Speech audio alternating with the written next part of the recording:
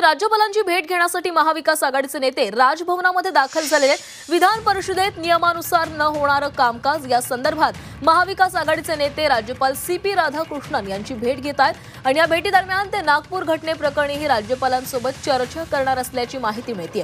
आदित्य ठाकरे, भास्कर जाधव, अनिल परब, जितेंद्र आव्हाड, नाना पटोले यांच्यासह मवियाचे इतरही नेते राजभवनामध्ये दाखल झालेले आहेत। या संदर्भात अधिकची माहिती घेणार आहोत आमचे प्रतिनिधी ओम देशमुख यांच्यासोबत। ओम, मवियाचे नेते राजभवनामध्ये दाखल झाले आहेत, राज्यपालांची भेट घेत आहेत। निश्चितच महाराष्ट्रातल्या अनेक विषयांची या खऱ्या अर्थाने या भेटीमध्ये चर्चा होणार आहे असं कळतंय।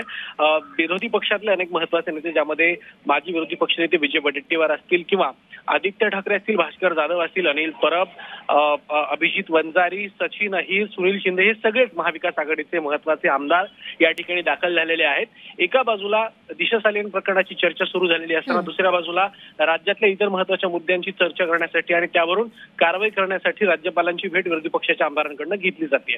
त्यामुळे राज्यपालांच्या या भेटीमध्ये नेमकी काय चर्चा होते, काही आश्वासन किंवा काही राज्यपाल या सगळ्या संदर्भात नेमकी काय टिप्पणी करतात हे देखील पाहणं खऱ्या अर्थानं तितकंच महत्त्वाचं असणार आहे। दुसरीकडे विरोधकांच्या या सगळ्या चर्चेच्या पार्श्वभूमीवरती सरकारकडनं सुद्धा कुठेतरी विरोधी पक्षाची कोंडी करण्याचा प्रयत्न केला जातोय। त्यामुळे विधिमंडळ अधिवेशनाच्या या कालावधीमध्ये राज्यपालांची ही भेट निश्चितच महत्त्वाची मानली जाते।